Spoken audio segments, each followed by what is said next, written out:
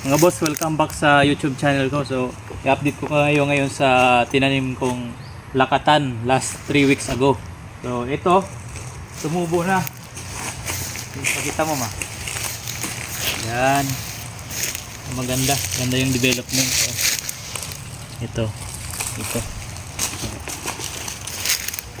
Lakatan expansion ko to. Bali, 4th area. So, yung ibang area na pabayaan. So ito ang ganda ng development. Ang dahon matataba. Yan. Direct na yan. So sa maikling panahon na ating pagtatanim ng lakatan, so medyo na-realize ko mas maganda pala yung direct planting. Yung subwal na pinutol, so direct na natin, wala nang madaming proseso kasi masyadong hassle kung maraming proseso, yung minamakro pa. Although effective yung macro kung gusto mong paramihin yung similya mo. Pero kung maliliit yung subwal mo, mas maganda, i-direct mo na lang. Kung malaki yung subwal, pwede mo yung i-macro. So kaya ito, medyo maliit, direct na lang natin para madali lang. Ito, maganda yung development. Ito ba? Ito. Medyo kailangan na to ng round weeding. Mali 25 days na to mula nung tinanim. Dalawa.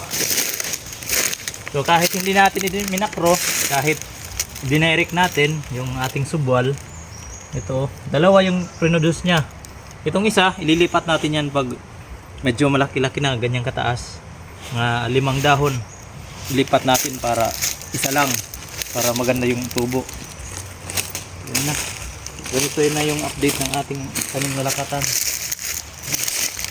Dami ng dahon. So hindi lang natin namamalayan sa kada tinim natin, meron tayong iniiwan na bakas. So, after a year, makikita natin to. Magka-harvest tayo dito. Sana hindi bagyuhin. Ito.